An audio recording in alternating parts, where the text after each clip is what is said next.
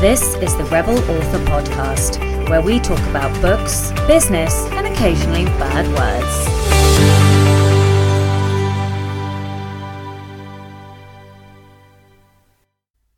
Hello, and welcome back to the Rebel Author Podcast, episode 13. Today's podcast is all about creating diverse characters, and I'm speaking to Joan Dempsey, a longtime friend, and I am just delighted to both speak to her and be covering this topic as it's important to me personally. But first, to last week's question, which was around business planning and what kind of business planning methods you like. So a couple of comments. The first one was from Tim Seabrook, who said having a business plan in front of your workspace so you know where you're at and whether you're going to be able to take on other things is such a simple thing to implement. I couldn't agree more, and yet it's something I haven't really done. And Tim agrees, saying it's not something most of us are doing. He continues to say that I know being at the start of the business journey, this is something I will definitely need to do, especially as mine is a partnership with a partner on another continent. And I think that, having a business plan is something that most of us need to do, that we don't necessarily do. Perhaps because we're these creative types. We see our work as creative work, and quite often we forget that actually we are running a business, guys. We get royalties in. That means we are running a business. As soon as you publish that book, you are running a business.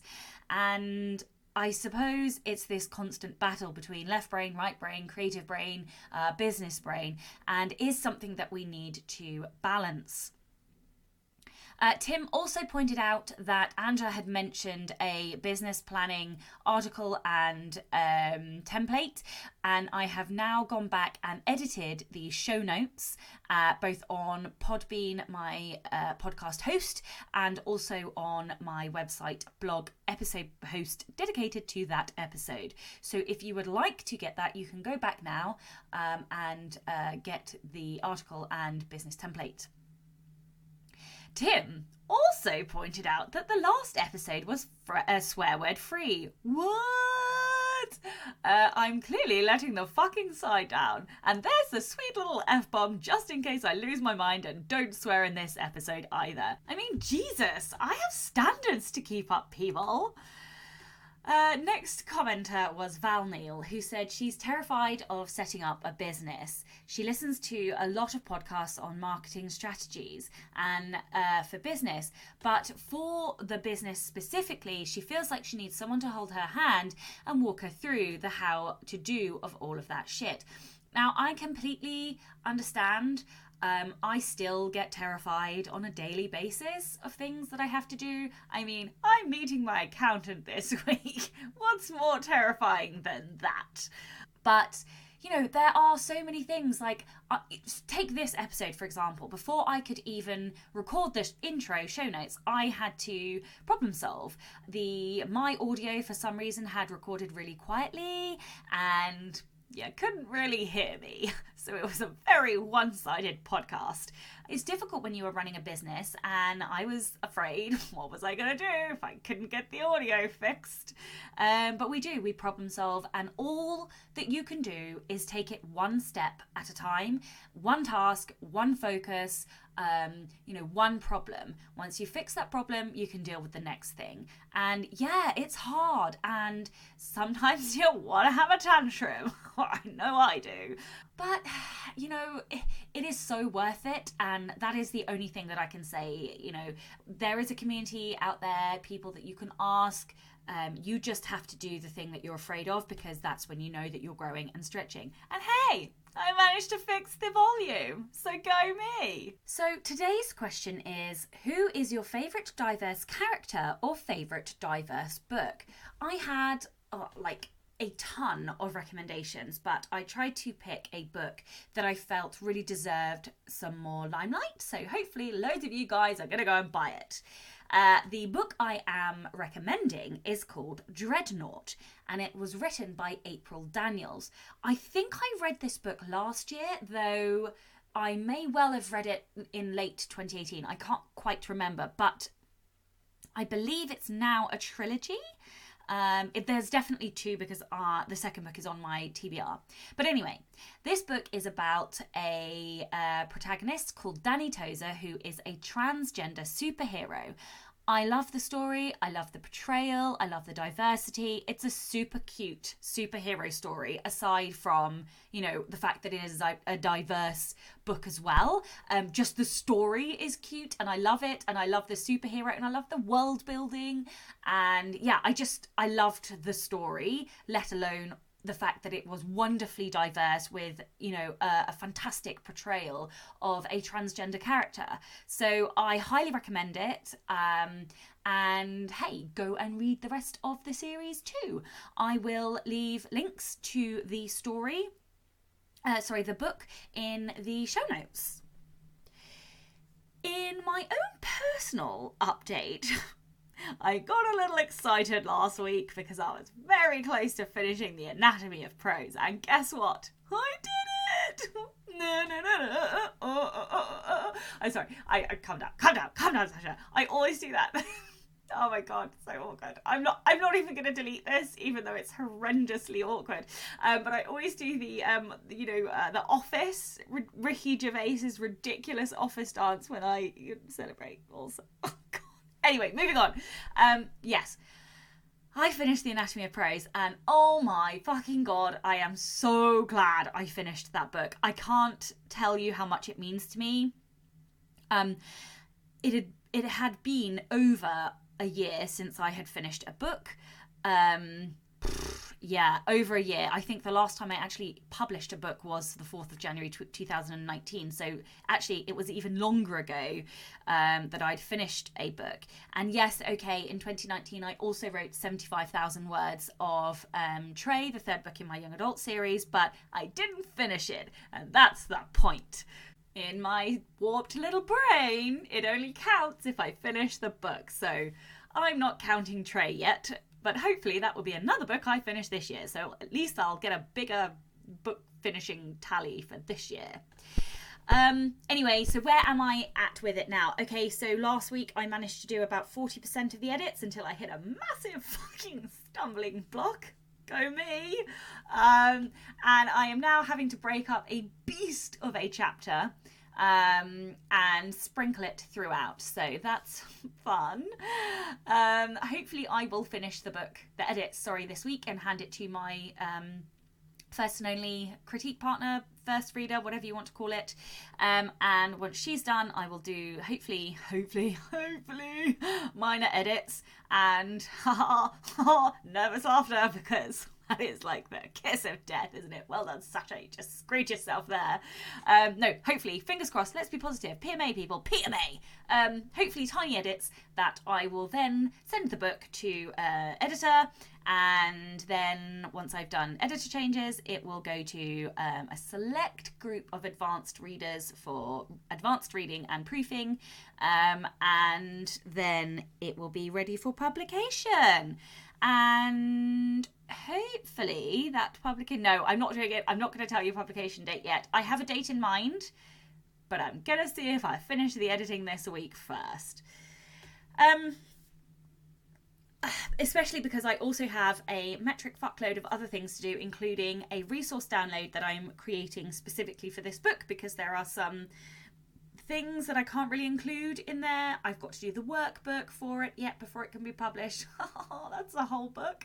And also record the audio, because as I mentioned in a previous episode, I am going to be recording the audiobook for the Anatomy of Prose before I go back and re-record the audio book for the other books. So last bit of personal news, I am on the Am Writing Fantasy podcast this week, talking about heroes, villains and conspiracies. So if you would like to hear more of my dulcet tones, then you can check out that podcast because I will put the link in the show notes. The listener rebel of the week this week is Simon Farnell. Simon says, "When I was at school, I wasn't great at sitting down and getting great marks in lessons, especially maths, in spite of the fact that I was trying really hard. My parents were told on a number of occasions that my maths wouldn't get me into college or into a good job.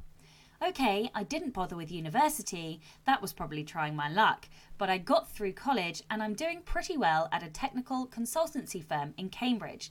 And I feel smug when I think about the naysayers." Like, amen to that. I had some naysayers at school too, one of which was my French teacher who told me I'd never amount to anything. Ha ha, well, fuck you, Miss French teacher. Who's laughing now? But yeah, like, I don't know why people feel the need to put each other down. Why don't we just be nice? And by nice, they mean villainous, clearly, obviously. But, you know, like, people can be assholes. There's no way of getting rid of assholes, so we just have to give them the birdie and prove them wrong. So, yeah, well done you, Simon, for proving them wrong. If you'd like to be a Rebel of the Week, then send in your story. It can be any kind of rebellion, big or small. And you can email your story to rebelauthorpodcast@gmail.com or tweet me at rebelauthorpod. No new patrons today, but a big thank you to all my current patrons who help to ensure that the podcast continues. And on that note, I will be giving you a sneak peek at the Anatomy of Prose this week. That's because the monthly Patreon bonus post is going out this week, especially as I have finished editing it. Well, no, I haven't finished editing it. I finished drafting it. My God, editing is still a long way away, but hopefully this week. Anyway, you're gonna get like a unedited, you know, sneaky, lucky at it. So be kind, because I don't do commas. Anyway, if you'd like to support the show and help to keep it running and get access to all of the bonus essays, posts, sneak peeks, content, etc., you can do so by visiting www.patreon.com/Sasha Black, and that's Sasha with a C and not an S. On with the show. Hello and welcome back to the Rebel Author Podcast. Today I am joined by Joan Dempsey. Joan is the winner of the 2017 Maureen Egan Writers Exchange Award from Poets and Writers, and named by Poets and Writers magazine as one of 5 more over 50 writers to watch. Joan Dempsey is the author of the novel This Is How It Begins, which won the Bronze 2018 Independent Publisher Book Award for Literary Fiction. The novel was also a finalist for the 2018 Lambda Literary Award, 2017 Forward Indies Book of the Year Award, and 2018 Sarton Women's Book Award. Joan received her MFA degree and teaching certificate in creative writing from Antioch University, Los Angeles. She lives in New Gloucester, Maine, with her partner and their family of animals. Welcome, Joan. Hey, Sasha and everybody. I'm really glad to be here. Thank you so much for joining us. Joan is absolutely amazing, and I've known her for quite a long time now. And Joan was one of the very first people who gave me official critique, editing, feedback, objective feedback on my writing, and I learned absolutely loads from her. So thank you for that. You really set off my writing career on the right journey. Oh, so glad about that. So can you tell me a little bit about your own journey? You've been full-time writing now for a while, so tell me how you got there, and also about your absolutely amazing a gazillion award-winning book as well. Yeah, well, thanks for asking. And I'm not quite writing full-time, but I am writing regularly, which is fantastic. And the not quite writing full-time is just because I have to make a living, of course, as we all do. And so one of the things I love to do is work with other writers. So really my entire working life revolves around writing either my own stuff or working with others who are writing. So all of that is fantastic. And, really, I started writing fairly late in life, I would say, although I don't know why, because I read books, a bazillion books as a kid. It was my favorite thing to do. But I took my first writing workshop at Grub Street Writers in Boston, which is a wonderful organization. And they were just getting started at the same time I was getting started. And in the first class, in the first workshop I took, a character just appeared to me on the page when we were doing a writing exercise, and I fell in love with writing fiction. And I really honestly knew in that precise moment that that's what I wanted to do with my life.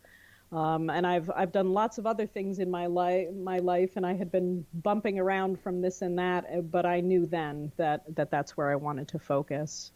So the novel, interestingly, This Is How It Begins, has been out for 2 years now, which is sort of shocking for me to see, but it's been going great, great guns for that entire 2 years. In fact, I just did a gig at a library last week and had a whole bunch of women there from this book group that were, thrilled to talk with me about the book. So that's just really, really gratifying.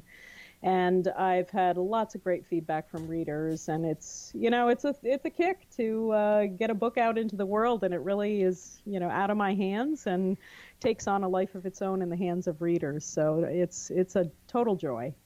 I love that the character that made it into your novel appeared to you in your very first writing session. I think that's like crazy where the characters come from, and that she stayed with you the entire time. Well, actually, it was a different character that appeared to me. Yeah, it was just that magic of having the character appear, which I used to hear writers talk about that, the magic of that. And I thought, oh, that's bullshit, because you're in total control and, writers write. And then I realized, oh, it's actually not bullshit. It does happen. The characters come to you and say, hey, write my story. And that's definitely what happened with This Is How It Begins. The main character really took over that book.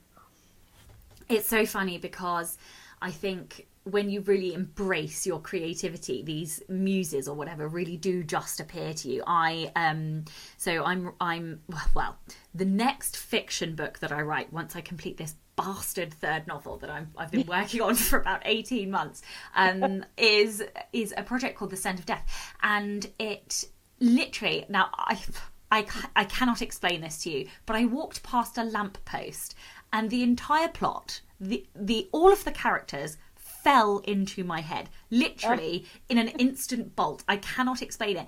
And this thing haunts me. And I mentioned this on Instagram once, and I absolutely love that people are sending me lampposts from all over the world. It's amazing. I must have over 100 lampposts now. And I've even brought a little Lego lamppost which sits on my desk now. It's like my mascot for this book. And but it's just crazy where these stories come from. Anyway, suffice to say, the opening of the book is this character leaning against this lamppost. So when I do the launch, I'm going to have to go back there and have a photo with it. But yeah, I love where these stories and these characters come from. It's crazy. It is crazy. That's what's fun about fiction, right? It's just so exciting. I know. And then also when you can then get your readers involved because there's some random, what's the word? I don't know. I can't think of the word. It's far too late in the evening. But, there's like a thing, a hook. For me, it's the lamppost. And then, all of a sudden, all of these people are completely engaged and sending me really cool pictures. Anyway, right. I'm going to stop waffling about lampposts. What is this podcast again? God. Okay, right. So we are really here to talk about diversity. I think in probably the last couple of years, but perhaps slightly more than that, there's been a huge surge in diverse books. I particularly write young adult, and I know that in my genre I've seen an absolute explosion, and particularly in diverse books that are getting worldwide acclaim. So just off the top of my head, I can think of Angie Thomas, who wrote The Hate You Give, which was an award-winning, it's been a movie, it's been all kinds of things. And then also Adam Silvera has also done several LGBT books. So why why do you think that both LGBT and also other forms of diverse books are suddenly on the rise? And do you think it's a trend that's going to continue? Great question. And, I've been thinking about this a lot lately and talking with other writers about it. And part of what I wonder about is if there's really a surge now of these books, or if these books have been there right along and they're surging now because of what's happening in the culture around the world. I mean, obviously with social media, social movements have a much bigger platform than they ever used to have. So, civil rights, social justice causes, really have a way to get out there. And I think that people know that, and so they're looking for books that reflect that. We've got the Me Too hashtag and Black Lives Matter hashtag, and certainly gay marriage has been a huge deal in the last years. Now legal here in the States in every state. So I think it's in the zeitgeist, if you will, and I do think it's going to continue. Most social movements take a few steps forward, a few steps back, a few more steps forward, but we're really, really moving forward on a lot of fronts in a lot of different issues. So I really do think that it will continue. It's interesting. I heard somebody say the other day that, well, I hope we reach a day where, the characters in books are super diverse, and that's really commonplace. And what's interesting to me about that is that part of what I think is really compelling about books like The Hate U Give that you mentioned, and other books that are like that, is that it allows us to explore what it means to be a different kind of person. So the idea of it being commonplace almost seems to me like, like I wonder what we'll lose if that's the case. I understand, let's get rid of bias and bigotry, but certainly let's not get rid of diversity and difference, because that's what makes life rich, is that to have people who are different from ourselves. That's so interesting. I feel like my mind just imploded, like thinking about that, because nobody's ever said that to me. And that's fascinating, because I am one of those people that says, I would really love to get to the point in literature where whatever the diverse characteristic is, it is just the part of the character. It is not the thing in the story. So, with Angie Thomas's The Hate U Give, I would love for us to be in a world where they were just characters. It wasn't about necessarily their skin color or their sexuality, or that was just part of their characteristic. But to normalize that, obviously, you're right. Would we then lose something? Because we there is a place for these voices now, and that is so magical and powerful and absolutely needed. But yeah, I hadn't ever really thought about it like that. There was something else I wanted to pick up, but it's now left my brain. Never mind. Well, I want to jump in, because I think I would actually agree that it would be great if we have all kinds of diverse characters who are in stories and they're just living their lives. It's not about the diversity per se. Yeah. So that I do like. So commonplace in that way, I think is terrific. But diversity and difference between people, whoever they are, is kind of what the richness is in life. So. Yeah, and that's the reason I travel, because I actually want to learn about the other cultures and the other societies, and how they, maybe what their festivals are, or what they eat, and that is part of the fascination of traveling and meeting wonderful people from different places and all of that. And I suppose you would lose something if it was so normalized. That is so fascinating. I'm going to be thinking about that for days now. what it's almost a philosophical question. Where can you go too far in the other direction? I've remembered my other point now. One of the things I was going to say is, I think social media has both made the world very, very small, in that you are probably 4,500 miles away from me right now, and yet we are still able to have a conversation. And also very, very large, in that it has opened up all of these opportunities where anybody, I, or somebody in Africa, or somebody in China, or somebody in Brazil can create their own platform. And that has given everybody the opportunity to have a voice, which I think is so powerful. And that is why we're getting all of these wonderful stories from such diverse, different backgrounds. Although social media is quite literally a thorn in my side when it comes to procrastination, it is also wonderful for what it has, the opportunities that it has created. Absolutely. Excuse me. So you write diverse characters. So could you tell me a little bit about how you approach creating a diverse character? What do you think is important to ensure that they are realistic as characters?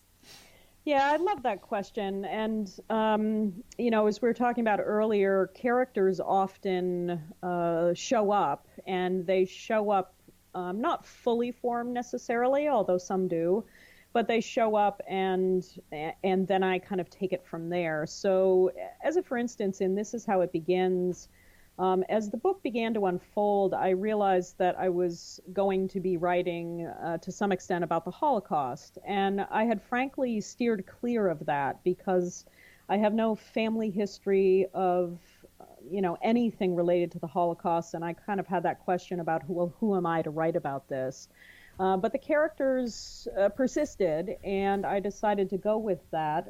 Similarly, my main character is an elderly Polish woman, and I'm not Polish, and I have no background in that area. When you write fiction, you're constantly writing characters who are different from you. So the way I really approach it is the same for every character, and that is I really try very hard to embody my characters. And discovering what makes them tick is really the thing that drives me to write fiction. It's really what I love about it. I mean, the work that I'm working on right now, for instance, I have opportunities to be a firefighter and play hockey, both things I have never done.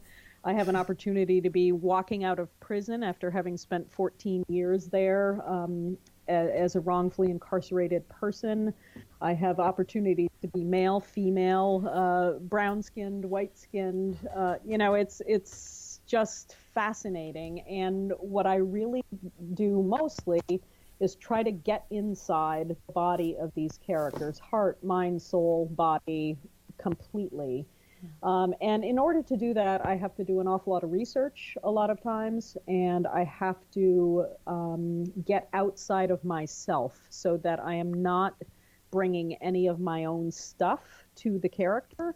One thing I see a lot, because I read a lot of manuscripts, I can tell almost instantly if a character is really the author in disguise.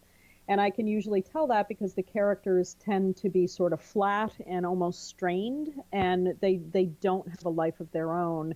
And what I'm often advising people is write this character until this character is not anything like you anymore. Mm-hmm. And I don't just mean change the hair color or the gender. I mean, they are a living, breathing creature that is separate from yourself. So embodying characters to me is the key.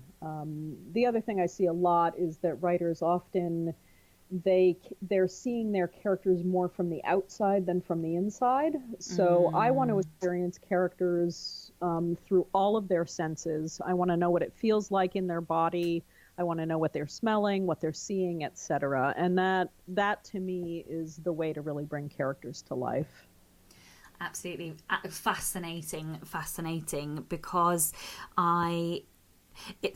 just today I was writing a section about what really is author voice, and I think a lot of the time when we say author voice, we really mean character voice, because characters, as you were saying, when they truly come alive, they have their own voice. And it's funny because I certainly can still see aspects of myself in my protagonist in my first series, and I've kind of come to terms with it because it was the very first series, and most authors do that, and fine, that is the series that I learned how to write with. But this and actually I was putting this anecdote in the book I'm writing now, which was when I go back and I look at the chapters that I've written for The Scent of Death, it's like reading somebody else's work. I don't recognise the voice or the words, and it's so detached from me, and yet so completely part of me, because obviously I have written it, and I fully, as soon as I go to the page, the characters just right, but it's in such a way that's so different from anything that I've ever written before. And yeah, it's this bizarre phenomenon to look at something that you've written and not be able to see yourself. But obviously it's just a step and a point in writing development, and also creating real characters, I suppose. Mm-hmm. I think sorry. The thing that's okay. I was going to jump in and say that whole sort of journeyman story is very common, where people are writing those first novels and really working a lot of stuff out of their system. And the other thing is, as a writer, you do forget too. You forget what you put on the page. I remember, I think it was Philip Roth. I heard an interview with him, and he said something about, just don't ask me about one of his early books. I forget what he said, because that was 50 years ago. I don't remember a thing. Mm-hmm. When I was at this library gig the other night, somebody asked me a question about a really minor character, and I was thinking, oh, who is that again? And it's only been 2 years, and I was like, oh, right, I remember. I have to reread my prequels before I write the next book, and I've had quite a few people take the piss out of me, because if you could see the number of sticky tabs I have in my own book, it is ridiculous, because I just can't remember a fucking thing. I have a 36-page book Bible where I put all of my, key names, dates, all of my linguistic things, capitalizations, character descriptions, the whole works. Do you think I can remember any of it? No, I cannot. But remembering aside, it feels very different, the phenomenon of looking at something and not recognizing it, not because I don't recall writing it, just because it just sounds so different. But anyway, the other thing that I was just going to pick up on is about the universality of emotion, and how irrelevant of your character's gender, or your character's mental health status, or their sexuality, or their race or ethnicity, the thing that connects all characters to readers is the emotional journey they go on. And I think that's one of the things that makes us human, almost. Mm-hmm. Yep, absolutely. So I often hear from writers, and I think you've alluded to this already a little bit, but from writers who are from less diverse backgrounds, so, who are desperate to perhaps write or include a diverse character in their story, but they're afraid of getting it wrong. What would you say to them? Yeah, that's such an interesting question. I think that people are afraid sometimes to write characters who are different. I think they have heard that old trope, write what you know, which I hate, because I always feel like, sure, I mean, write what you know, but write what you don't know. I mean, that's what makes fiction fun. And I believe that as fiction writers, we actually have a responsibility to reveal truth through fiction, no matter what genre you're writing in. I mean, the whole thing about fiction is to reveal the human condition, and I feel like we should be fearless in that, and we should write whatever characters we want to write, as long as we get it right. And what I mean by that is that it's so important to do your research, both primary and secondary, so that if you're writing a character who is utterly different from you in whatever way that is, that you don't unwittingly insert bias that you don't even know you have. And that can be pretty easy to do if you're not diligent in doing your research. So I really think it's important that we do the work, embody our characters, and in that case, just go for it. Write whoever you want to write. I think that's our work as fiction writers, is to get inside the hearts and minds of other people. Absolutely. And if we don't start being brave, we're not going to see this step change continue, and see, you know, this, what's the word, this explosion of normalizing diversity. It's not going to happen. We have to be brave. We have to collectively, as a author community, you know, continue to be brave and try the things that we're afraid of. I was on a podcast the other day talking about fear and how there's different types of fear, and some fear you have to lean into, and some is awful fear, and but also, more than anything, that I have this really bad habit of, whenever I'm afraid of something, I have to absolutely do it just to prove to myself that I can. So yeah, to any author out there who is afraid of writing a character, but you have a fascinating character who's from a diverse background, just do it. Listen to both of us and you know, hear us roar, go away and write your character. What do you think about sensitivity readers? So I haven't ever used one, but I do know that they're becoming more and more popular, so I'd be curious as to what you think about them. Yeah, definitely, and it's actually a perfect segue from what we're just talking about, and really gets to the heart of me saying, you know, do the research and get it right, because what we don't want to do is get it wrong, and we do, whether we know it or not, we all carry around unconscious bias about whatever it might be that is unknown to us, whatever person or thing, you know, we just do. It's part of the human condition. And the idea of having a sensitivity reader is to bring someone in who can tell you if that unconscious bias has shown up on the page.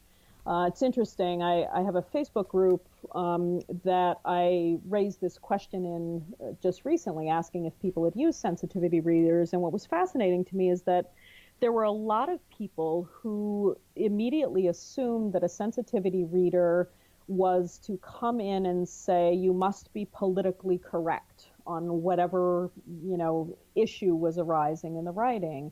And that really isn't what it's about. What it's about is not being politically correct, but making sure that what you are portraying from a character's point of view is what that character in the real world would actually be doing. So it really is looking for those unconscious biases that might end up on the page that you don't know are there. So I'm excited about the fact that sensitivity readers have come on the scene. I think it's a fairly recent phenomenon. At least I've only heard about it for the last couple of years.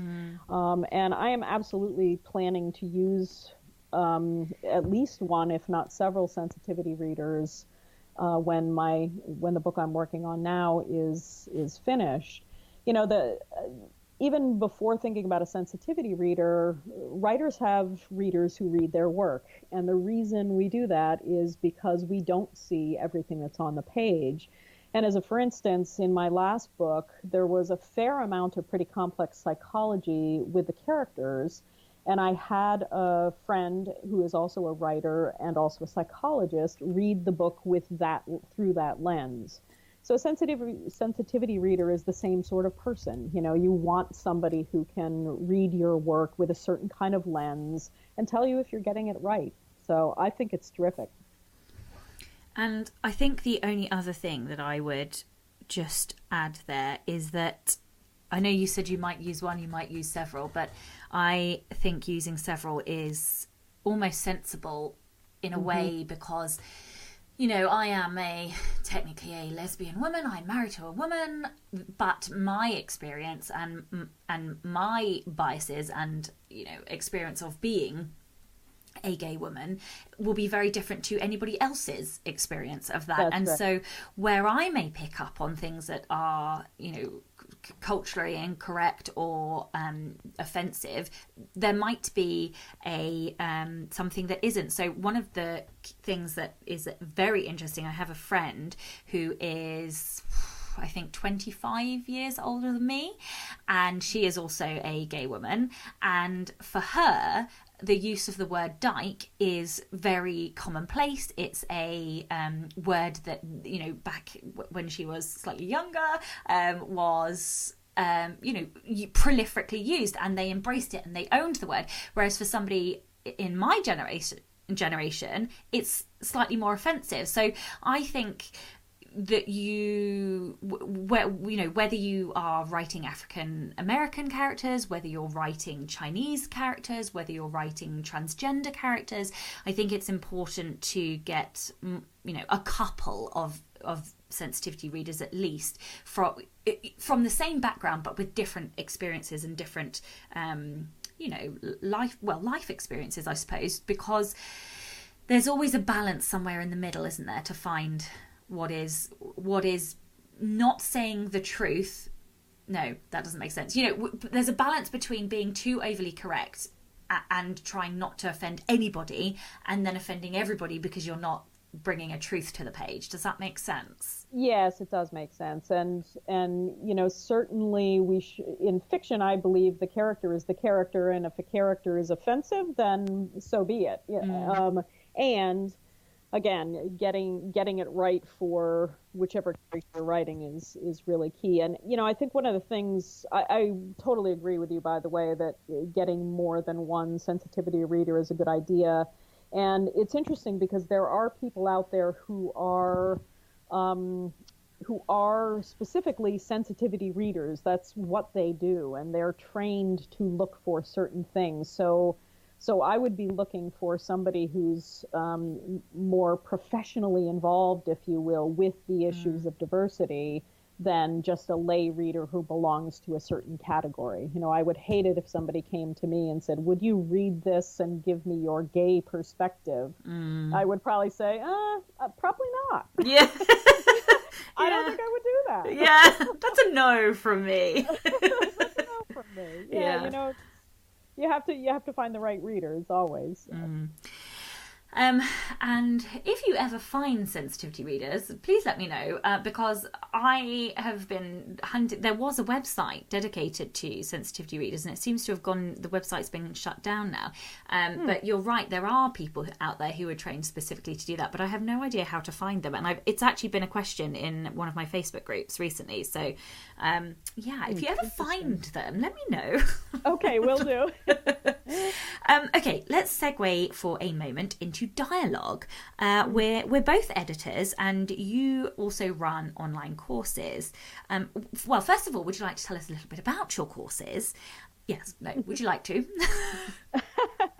Yeah, well, it's interesting. I have been running online courses for years. There are two running right now. One is both master classes. One is writing great dialogue, and the other one is self-editing for writers.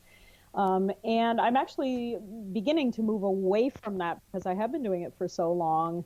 But I absolutely love dialogue. It's my favorite thing. There's so many favorite things, but it's one of the things that I absolutely love about it. And the dialogue class, and probably that's why of all the classes I've ever taught, the dialogue class seems to be the most popular one. And I think my my love for dialogue really shows through that.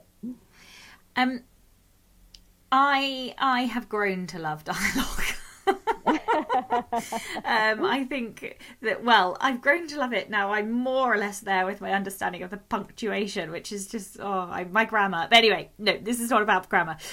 Okay, so I know from having done a lot of editing and also just talking to writers, that dialogue tends to be a bit of a sticking point. What are the common mistakes that you see with dialogue, and what quick tips and tricks do you have for authors to write better dialogue? Yeah, well, there are I would say a number of common mistakes that I see pretty routinely. So I'll share those with you. The first one is that people tend to use too many dialogue tags, and a dialogue tag is simply, the said, he said, she said. So I see people using far too many tags when they're not necessarily necessary. A dialogue tag really should only be used if it's the only way for the reader to understand who it is who's speaking. If the reader can understand who's speaking without that tag, then absolutely don't use it.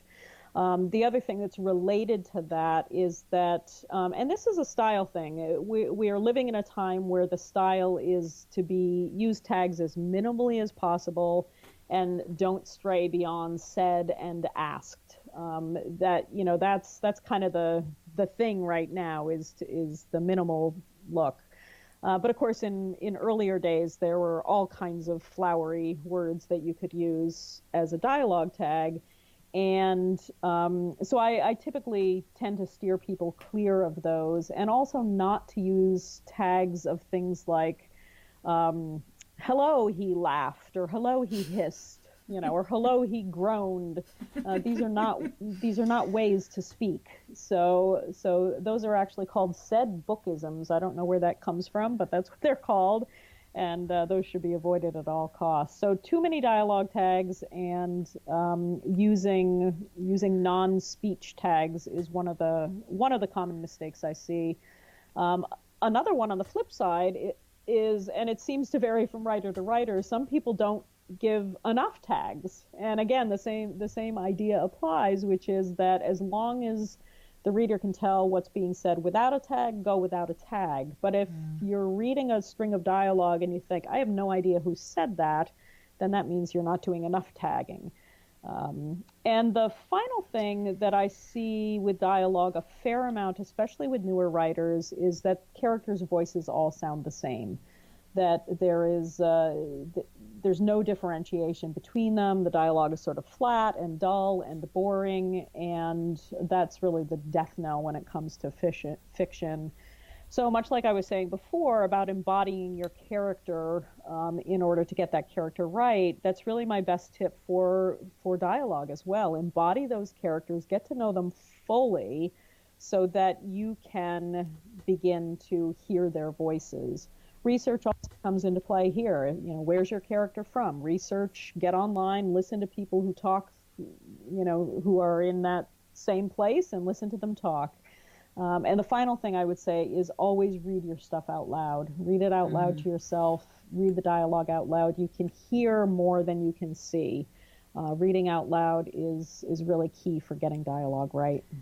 Yeah, so many amazing tips there. I'm like, which one do I talk about first? I'm going to be selfish and talk about my pet hate first. I know we've spoken about this before, but I have a deep-seated hatred of one particular method of dialogue tagging. So I don't know if you have a preference, but do you tend to use said Sally or Sally said? Yeah, I do remember talking about this before. You were very adamant about one way or the other, and honestly, for me, I would never limit myself to Sally said or said Sally. Yeah. I typically, if I am trying to figure out which one I should do, that's where reading aloud comes in handy. I'll read it aloud, and sometimes Sally said sounds perfectly right, and sometimes said Sally says perfectly right. There isn't a rule about doing it one way or the other. There isn't a rule, but one way is wrong. There is no rule, but Sasha says. Yeah. No, I'm joking, everybody. I'll only hunt you down if you do it wrong. No, I am joking. There is no rule. And I think you make a really good point that actually it is about the flow of the sentence. And you are quite right. Sometimes either of the other way is fine. However, my justification... okay, calm myself. My justification for preferring Sally said is because the purpose of a dialogue tag is to identify the reader, and the fastest way you identify the speaker, and the fastest way you identify the speaker is by identifying them first, which is to use their name first. So for me, I think logic dictates that it should be that way around, but you are right. Sometimes it does just sound naturally better the other way around, and yeah. So one thing that a reader can probably get through the word said to get to the name in order to find out who's doing the speaking. And second of all, I would say that one thing I do see fairly often is an awfully long paragraph of dialogue, and then the comma at the end said, Sally said at the end. And that does not work. That's when I would say, put the speaker up in that first line instead of going an entire paragraph and then putting the tag at the very end, because nobody knows who's saying what until the very end. Paragraph so people know very quickly who's speaking. Yeah, and I think you don't want too long chunks of dialogue anyway, because naturally people interrupt each other, and so anyway, that's a whole nother conversation. Right. The differentiation was something I was going to pick up on, and for those of you who are struggling to think of how you would differentiate, I just wanted to give one very quick, easy example, is contractions. And so for somebody, let's say you have a very posh British person, from 100 years ago, they are much more likely to say things like, oh, I cannot abide going to the shops today, or something, whereas somebody today might say, oh, I can't go to the shops today, Right. So Right. that Right. is one very quick way to differentiate. Instead of saying I cannot, you say, oh, I can't. Right. So I'm getting all voiceover here now. I'm about to embody some characters. Contractions is one easy way, but just create a character bucket, and for words that your character might say more often than somebody else. Do they use loads of flowery metaphors, or do they always interrupt themselves, or do they go on tangents? Or there are lots of ways to create the differentiation. And the last thing that I was going to say is about, you were talking about the trying not to use anything other than said or asked, and if you write dialogue with enough clarity, then the tone of what you're saying should be clear anyway, clear enough that you then don't need to say she chortled or whatever. Right, exactly. Okay, so you also have a course on self-editing. So this same question really, what quick tips or tricks do you have for writers on self-editing, or what are the most common mistakes you see? Sure. One of the things that I see fairly often is writers will come to me and they tend to have this idea that once their first draft is done, they're done. And it's always fascinating to me to hear people say, oh, I thought I was done when I did that first draft. And you hear that a fair amount after November and NaNoWriMo, when people have cranked out a draft. So I guess I would just say, know that your first draft will never be your final draft. It just doesn't work that way. The other thing I see an awful lot is that, and this is kind of in the same frame, is people believing that they have to write a shitty first draft, that they have to just crank something out from start to finish, and that it's not okay to revise or edit as you go along. And when I tell people, you know what, if it works for you to revise or edit as you go, then by all means do that. I personally write that way. I revise like crazy. So by the time I get to the end of my, supposed first draft, it's really more like an 11th or 12th draft. So when I tell people you can do that, I often hear people say, oh, I'm so relieved to hear that. I thought that there was something wrong with me, that I couldn't write a shitty first draft. So I'm a big proponent of what works for you, and you should do that. So other things that I see, more specific things, is that in the macro realm, in the big picture realm, what I see an awful lot is that people forget to put in settings, like specific settings, and the time when something is happening. Readers really need to be grounded in time and space when they are reading fiction. They need to feel like they're at home, like they're grounded, like they can be comfortable. And if you don't put the characters in a specific setting and you have no idea what time it is, readers tend to get lost. And it's just like a bunch of talking heads on the page. So it's fascinating to me how many people do not write actual scenes and put their characters in actual scenes. They just have them talking to each other. Yeah. So that one is huge. Settings and also getting the time right. Really just simple time of day. That kind of stuff really helps readers. I love that you mentioned that, because that was one of the sections that I wrote today, because I'm writing a book called The Anatomy of Prose, and that was one of the things that I wrote about today. I actually add a third thing into that, and I always say point of view. So for those who are writing multiple viewpoint stories, I think it's time, space and head when to anchor a scene. So I had to So I took an excerpt from the opening of one of my chapters, and then I had to write it unanchored. It was so hard to take some. I literally spent about 40 minutes trying to unanchor this chapter, and I was like, oh my god. Once you know how to do it, this is the thing with many. I always find with these like writing craft development leaps, once you know how to do something, you no longer you forget how not to do it, so to speak. So you taught me about filtering, and so I now don't know how to not. No, wait. You know what I mean? I can't now do it.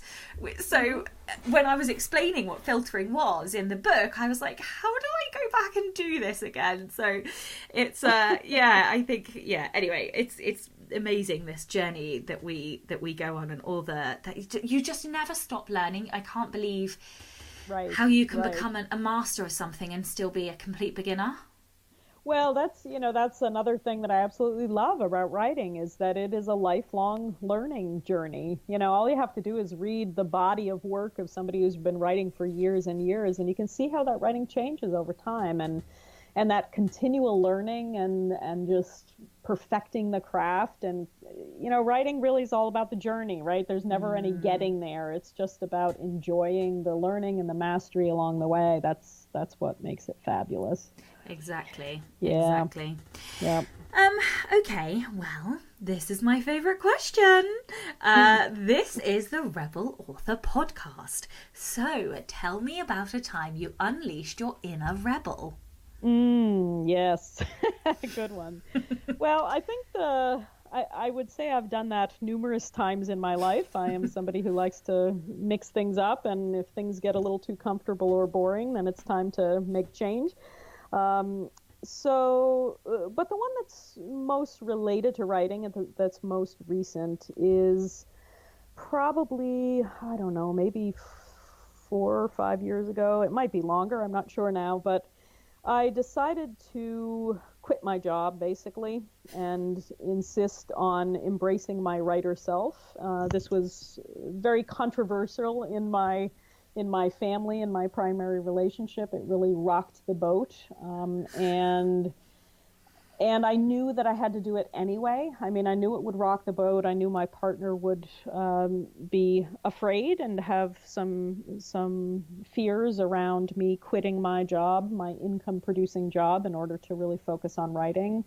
But I also knew that if I didn't do it, I would regret it probably for the rest of my life. So I decided, no, I'm going to take the leap. I'm going to go for it. We arranged for me to do that for a year and see how it flew, and we've never looked back. So it's totally amazing. I